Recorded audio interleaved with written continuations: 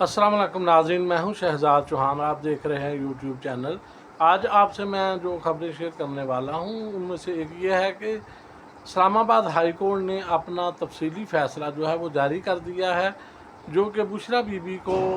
बनी गाला से अडयाला जेल में मुंतकिल करने का था। बुशरा बीबी जो हैं वो इमरान खान की, आप सबको पता है कि ज़ौजा मोहतरमा हैं, और उन्होंने ये एक केस इस्लामाबाद हाई कोर्ट में दायर किया था कि मुझे बनी गाला से जो है वो शिफ्ट करके अडयाला जेल में मुंतकिल कर दिया जाए, क्योंकि बनी गाला में उन्हें अकेले ही रखा गया था और उनको बनी गाला का जो घर है इमरान खान का, उसको सब जेल करार दे दिया गया था और वहाँ पर सिक्योरिटी तैनात कर दी गई थी। तो एक कमरा जो था वो बुशरा बीबी के लिए मुख्तस कर दिया गया था। और अब इस्लामाबाद हाई कोर्ट ने ये कहा है कि जो कैद तन्हाई है ये असल में सज़ा नहीं, बल्कि अदालतों के बहुत से केसों में जो है वो फ़ैसले मौजूद हैं कि कैद तन्हाई जो है ये सज़ा में शुमार नहीं की जाती, बल्कि ये एक ज़हनी तौर पर जो मुलज़म या मुजरम होता है उसको टार्चर के मुतरादिफ इसको अदालतों ने करार दिया है कि एक मुलज़म जो है वो अकेला ही रहता है, उससे किसी की ना दिन को या रात को उसका कोई साथी नहीं होता, सिर्फ उसको खाना दे दिया जाता है, तो ये ज़हनी टार्चर में शुमार किया जाता है। तो ये इस्लामाबाद हाई कोर्ट का बहुत अच्छा फ़ैसला है कि बुशरा बीबी को जो है वो उन्होंने बनी गाला से अडयाला जेल मुंतकली का हुक्म जारी कर दिया है। इससे यह है कि अडयाला जेल में ज़ाहिर है वो ख़वातीन के साथ रहेंगी, तो फिर दूसरी ख़वातीन के साथ जो है वो बदला गपशप लगा कर अपना वक्त जो है वो पास कर लेता है, और इस तरह जो है वो डिप्रेशन का शिकार जो कैदी है या मुलज़म है वो नहीं होता। दूसरी खबर जो है वो ये है कि 9 मई 2024 को अभी जो गुजरी है, इसमें रेहाना डार जो हैं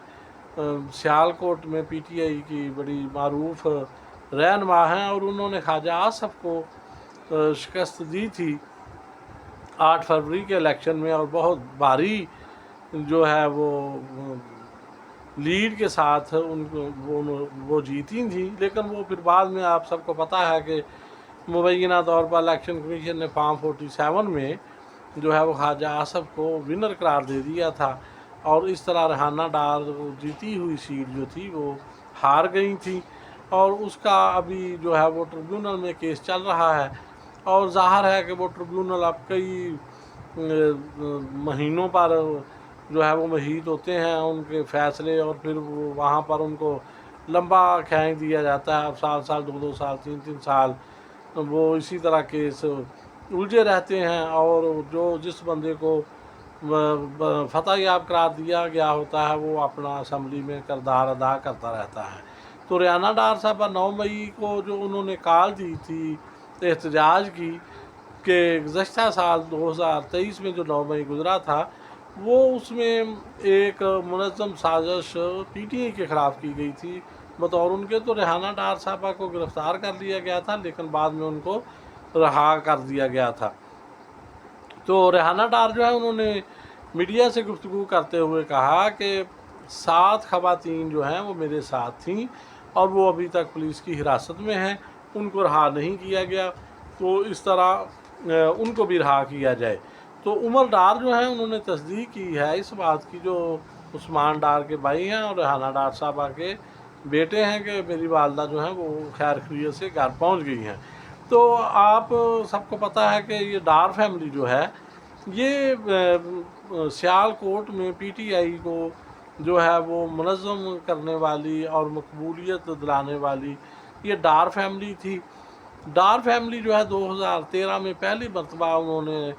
ख्वाजा आसफ के ख़िलाफ़ इलेक्शन लड़ा उस्मान डार ने, और उस वक़्त उन्होंने 74,000 वोट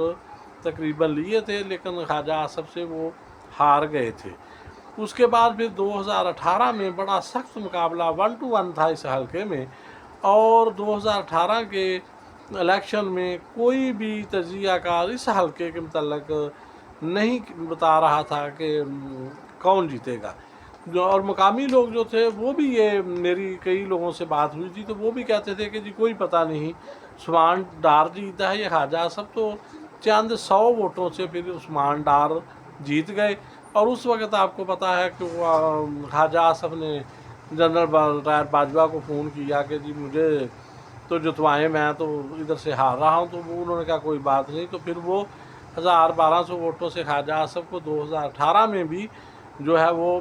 विक्ट्री दिला दी गई थी। और अब दूसरी मरतबा तो बहुत बड़ी लीड जो 8 फरवरी को है वो रेहाना डार की थी, लेकर ख्वाजा आसफ को विनर करार दिया गया था। तो डार फैमिली जो है उस पर जो है वो रियासत का और ब्यूरोक्रेसी का वो हाथ 12 जो है वो अभी तक जा रहा है। तो बारह रेहाना डार फ़िलहाल तो इस वक्त वो जो है वो रिहा कर दी गई हैं। तो अब आखिर जो सूरत हाल होगी वो हम आपको बताते रहेंगे। बहुत शुक्रिया।